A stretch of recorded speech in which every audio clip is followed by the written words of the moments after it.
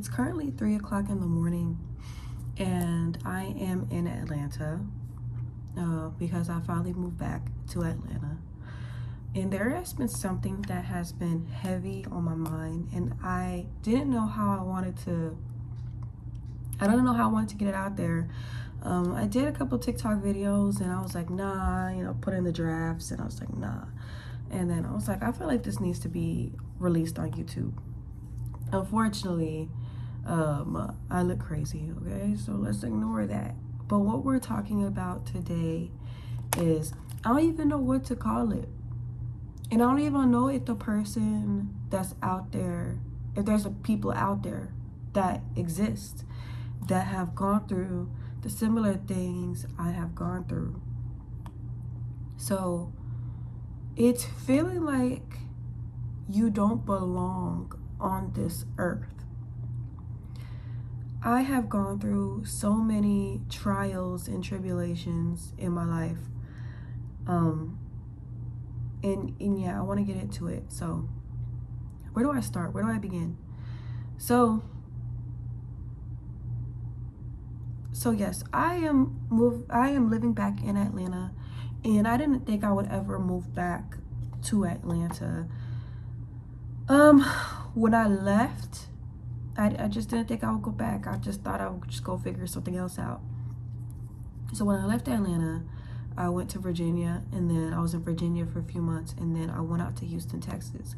But I went out to Houston, Texas because, I have, kids, and I just felt like, well, from what I saw, or it wasn't really even something I wanted to do, something my partner wanted to do.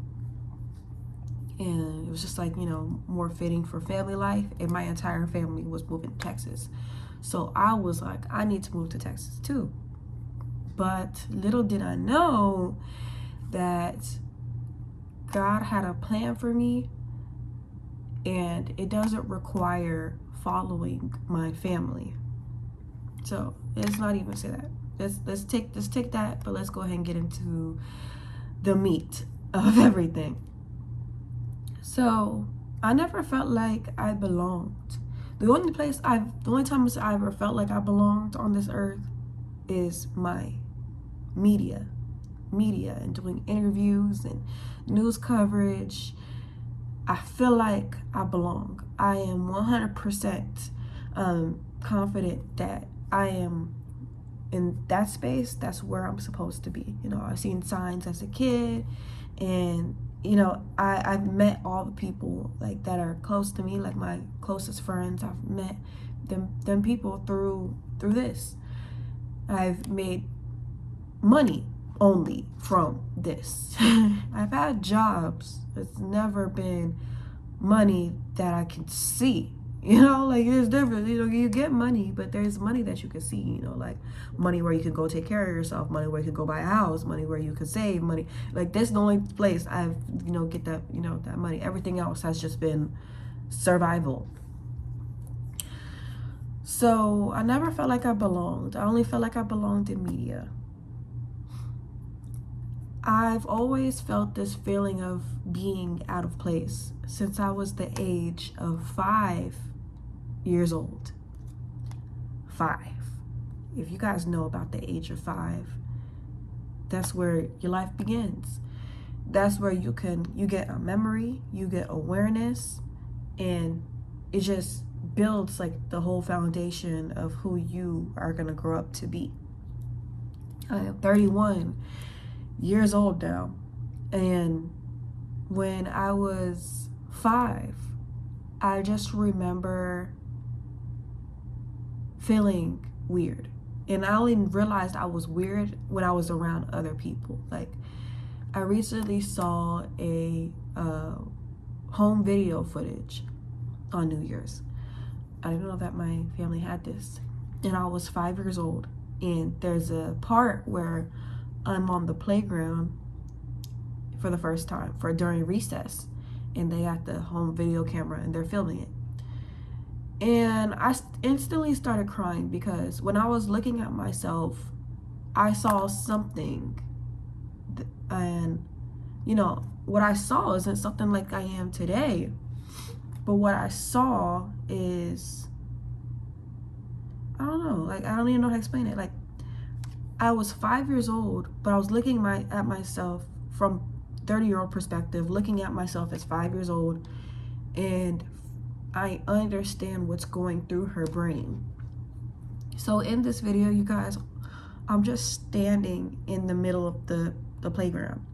The playground only had tires. There was no swings, no slides, no nothing. It was tires in the ground. When I was living in Hawaii, it was just tires on the ground. And I just was just standing, and I was just looking out. I wasn't smiling. I didn't look intrigued. I just kind of looked just like dead in the face. And my parents were laughing behind the video camera because they're like, oh, she's just, you know, shy. But what I saw was a little girl that felt a lot and felt like she didn't belong, and felt and she was like she was in a territory she shouldn't be. And I felt that. I felt people's energies. I felt that. So it was since the age of 5 years old to where I felt like I was out of place. I remember being in kindergarten and not being able to make friends, not being able to. I just remember just being alone, like outside of everything, and just like being a viewer and just watching, not watching, but kids watching me. I'm not watching kids. I'm just trying to, you know, take care of myself. But kids just being amongst themselves and me just being an outsider. Even when I tried to like get inside, it was rejection, or it just, the kids would just like take their stuff and go somewhere else. You know, like it's always weird. I've always seen a pattern in my life of just, it's like people see me or people watch me. No, it's like people watching me, but I'm just always over here. And I don't watch people. I just kind of just stay alone, but people always watch me. So, yeah. And just growing up, like, it was just always weird. Like when I was on myself, like everything's okay. But when I would get with people, things weren't okay. And I've always loved people. I've always felt like I had things in common with people, but I never feel like people had things in common with me. Like, I just always been an outsider. Like, not even just like on the playground, like just spiritually. Like, I just always been an outsider. But like I said, I love people. So you would think that somebody that loves people, they would be with the people. But no. No, it was just never like that. So, and besides this being from other kids, it will be from everybody, even adults, even grown adults, like old people. I would recognize how they would treat me differently than everybody else. Like, I just remember being in kindergarten and my teacher, I think she was like 50 at the time, and she took my artwork, and I don't remember what the issue was. Like, she was angry, just yelling and going off on me, a kindergartner, 5 years old. And I just remember thinking, like, what triggered her? And I don't even remember what triggered her. My guess is like, well, what could a kindergartner do? Like, maybe like color the incorrect way? I don't know. And then I just remember her snatching it and screaming and yelling. And all I saw was my tears falling down to my feet. Just crying so hard, and I just remember seeing the artwork fall and my tears just fall to my feet. And you know, you could tell I'm telling the truth because like that's a very vivid picture. And then I remember being in 7th grade, and I had a teacher that just yelled at me and screamed at me randomly. I don't know what I did, but what could a 7th grader do? My guess is maybe I was not my head wasn't looking up, you know, at the time. Maybe my head wasn't looking, maybe my head was down. And I just remember her screaming and yelling and just saying a bunch of crazy stuff. I don't remember. But then I remember the next day I came to school, the teacher before she started the class, she said, hey guys, before I start the class, I gotta say something. And then she just said, I just talked to God last night, and God told me to apologize to Tracy publicly. She just said, like, I don't know what came over me, like, and I just remember looking confused, like, first off, like, lady, you don't gotta apologize to me. I don't, it's a new day, I don't care. And then second of all, I was like, well, this is weird, because why, you know, I was like, why is this always happening to me? Like, why are people so triggered by me when I don't do anything? Well, it's a thought. And then even like, I remember being in, not the 7th, that was not the 7th, was that 7th grade? Middle school. I don't know, that was middle school. But okay, I remember going to high school and being in the last year of high school before I graduated. It was days before I graduated high school. And the teacher, he was passing out the quiz, and he didn't give me a quiz. And I was like, wait, where's my quiz? And I raised my hand and said, where's my quiz? And he said, why would I give you a quiz if you're not even gonna pass it? And he did that in front of the entire classroom. So it's like, again, like, I didn't cry when he said that. I was just like, well, this done happened to me so many times. I'm just like thinking, like, why is this always happening to me? And yeah, I didn't cry, but it was humiliating, of course. But something all of those situations have in common is people humiliating me in front of a mass group of people. And keep in mind, I've always been kind. I've always been respectful. Maybe not respectful in their kind of way, but I feel like I've always been respectful. Like, what's the definition of being respectful? Like, you know, watching things before you say it, you know, watching your words before you say it. Like, I just felt like my whole entire life I just been walking on glass with people. And it's so crazy because fast forward to now, I get paid to talk on camera and talk in a microphone. My voice is amplified to the entire world, and it's just really interesting. But like I said, you guys, I've always felt out of place. I've always felt like I had things in common with people, but people never had things in common with me. And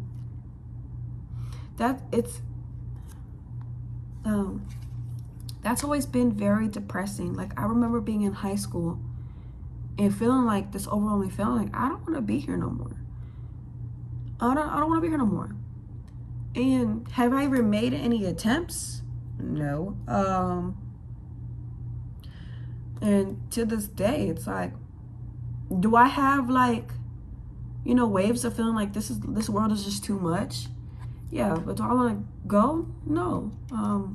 I believe in God. I pray, you know, on my knees. You know, I pray, and even like talk to people. Like, I don't really, like, I have a select few I talk to, but I don't tell them too much, you know. But yeah, I don't feel like that I want to remove myself from this world. But like I said, it's just all just too much. But like I said, I'm fine with being here, and I'm fine with everything that comes with it. Like, this isn't a off me note, you know. Like, it's not none of that. But it's more like just always feeling like you don't belong, or feeling like you're too much. I've been quiet my entire life up until I realized I wanted to be a journalist. I was always quiet. I remember my grandmother would always, I don't remember much from my grandmother, but I always just remember her saying, like, she's so quiet, like, in a very like eerie way, you know, like a scientist trying to figure out, you know, like something for their experiment. It was always like that. Like, she's so quiet. But then again, the world has always treated me like that as well. Like, I just would always be watched by people. Watched. And I remember being in high school, and I would be in the class and I wouldn't talk to nobody.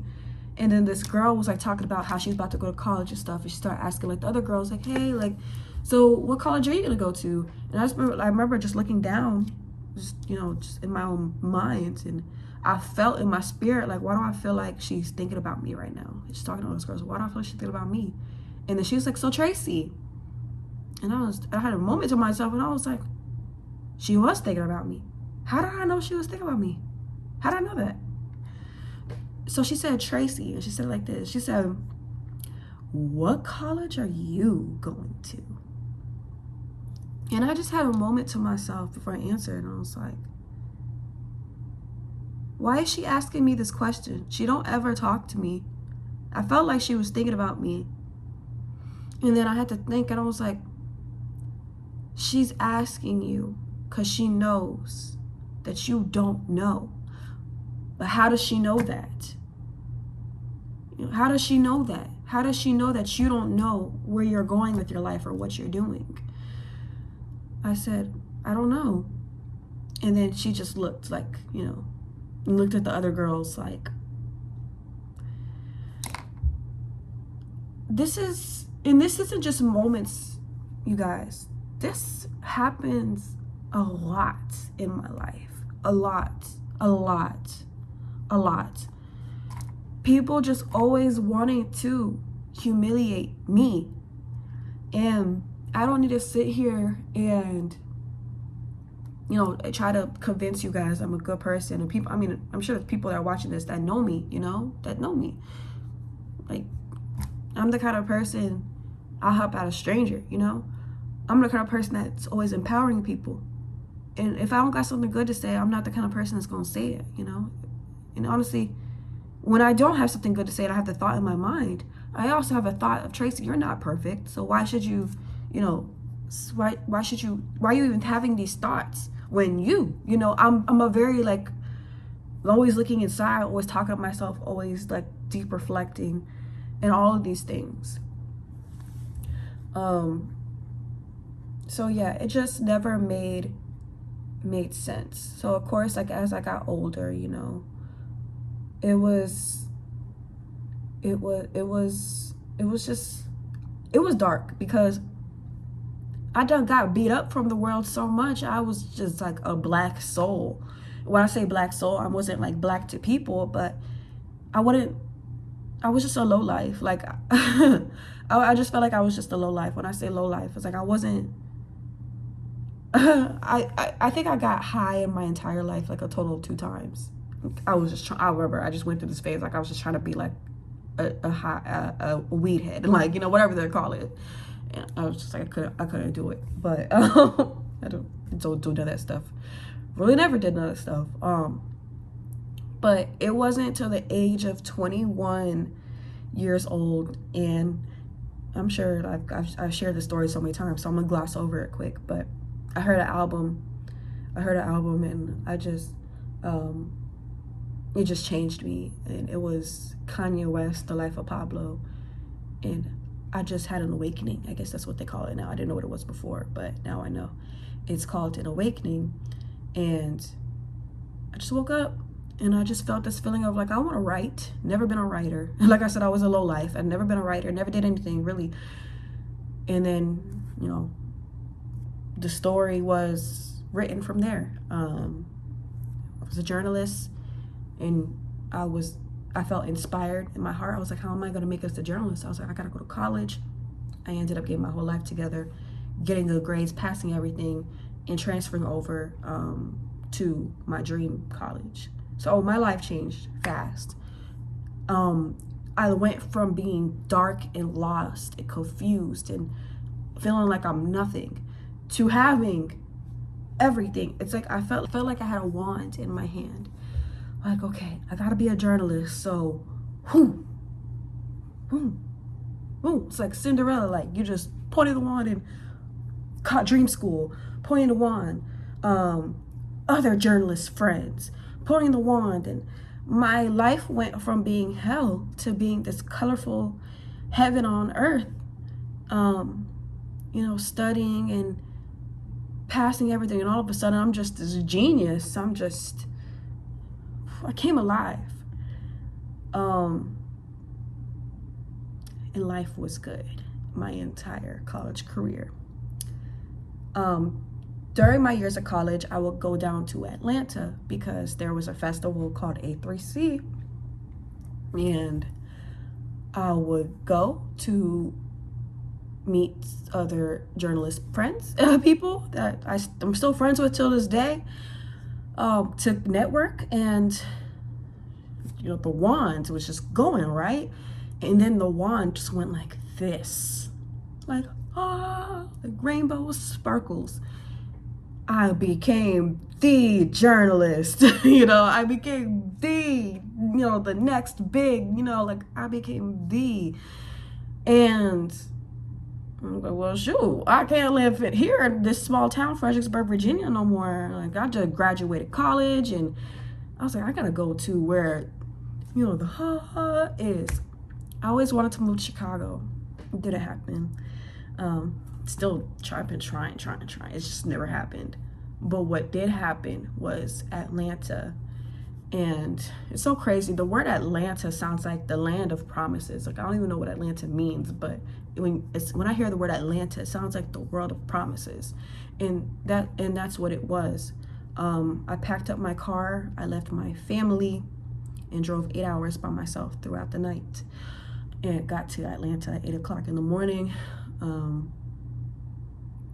But yeah, I left my family. I didn't mention my family in this entire video, but I want to say this.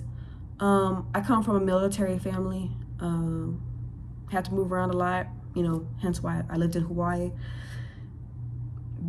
You would think that somebody that felt so lost in the world, you would think that they would be found in their own home. But my home was just a reflection of the world. They treated me the same. My family never understood me. Nothing. And even when I was watching that home video, you all, I got so sad. I cried. Just hearing the laughter. And I know they weren't laughing at me, like picking on me, but they didn't understand me. And I wish I could have, hopped into that television screen and, hugged that little girl, get emotional talking about it, but hugged that little girl and said, and shined a light for her and said, hey, this is a lot. I want you to know you're gonna grow up and be somebody. You're gonna grow up and be somebody, and it's gonna be somebody that expresses how she feels. You're gonna grow up and be somebody. I'm sorry, I'm trying not to cry. You're gonna be somebody, and I know you feel a lot right now, and I know a lot don't make sense, but one day it will. And you're gonna grow up with this family, and they're gonna make it real hard on you. You're gonna grow up around these people, and they're gonna make it real hard on you to where you're gonna feel like you don't deserve to be here. But it's not that you don't deserve to be here. It's that you deserve a lot. And when you are somebody that God creates to have a lot and be a lot, you're gonna feel out of place when you're in places that don't align with that a lot. And I really wish I could have, grabbed that girl. But you would expect parents to say, like, my child is different. And this child deserves me to be a light. My parents were never a light. My family was never a light. And honestly, when I think about them, I think of just imagining like somebody like going to a dark tunnel with this group of people, and they got a flashlight, and they choose not to pull the flashlight out of their pocket for egotistical reasons. Where's your flashlight? You go find a flashlight. I don't got no flashlight. Whole time they got a flashlight in their pocket. So crazy. My middle name is Star. My parents named me that. Look at what my life was. It's so crazy. Like, I wasn't even gonna expose that, but I'm sure anybody watching this video, you're kind of putting the pieces together too, like, but my middle name is Star, and a star is somebody that shines the light throughout the night. And it's just so crazy. I'm just telling you, my entire life I felt like nobody shined a flash. My whole life has been an entire humiliation ritual, but at the same time, finding myself in the spaces I deserve to be, it's been a blessing. And I say all this to say is I really hope that there's somebody else out there that resonates with this story. I'm gonna try not to cry when I say this, but if you're watching this and this is you and you resonate with anything in this video, if the world made you feel like you're too much, it's because you are. And when you're too much, that's because you deserve more. And there are places in this world that you're not too much. You're just enough. And if they know you're too much, they love it about you. And sometimes it's not your family. Sometimes it's not where you come from, that neighborhood you come from, that town you come from. You have to leave. And I think I'm not trying not to cry, but I think that's what God has been telling me to tell people for years.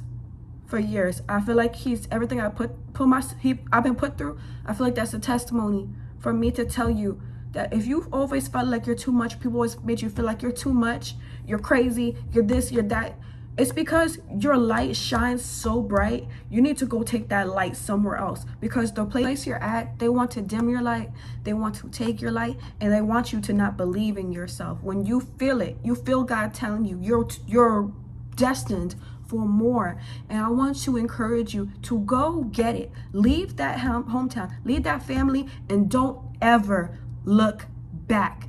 I know people like us, we're so kind and we're so sweet. We think, oh, my family, oh, my loyalty. No, go, leave, and don't look back. When I first came to Atlanta, I left because I had imposter syndrome, because I was like, my mom working this 9 to 5, my dad working in the military, and my dad doing these things, and they working this regular life, and I felt guilty for making all this money off of something that they made me feel like wasn't a real job. God made me who I am for a reason. I am the job. This is the job. I am equipped with the job. Okay, so if this is you, God is telling you to leave. Allow this video to be the confirmation that you need for you to go pack up your stuff and leave. Okay, and I really hope there's somebody out there that resonated with this. My phone is dying, and I'm still so happy getting this video off my chest. I could not live the rest of my life without getting this off of my chest and putting this for somebody in this world to see. But yes, you are too much. And when you are a star and you just shine way too bright, you got to get out them places that don't like that. They don't see the star inside themselves. Go. And those places do exist, whether it's Atlanta, LA, New York City, wherever it is. That relationship, you got to leave it. That marriage, you got to leave it. The friendship, you got to leave it. Don't matter if you grew up with them. Your parents, don't matter if you grew up with them. Just have your moment. God, say, God, I'm sorry, but I had to leave. God understands, because he wants you to go too. Okay, so whoever's watching this, I love you very much. If this resonated with you, I wish I could give you a hug, or whoever that is, but stay strong. Okay, you do belong. It's just not where that place is at. It's time for you to go. Let this video be the confirmation. I did an article on this on my Substack. Hit the link in the description to subscribe and go read it.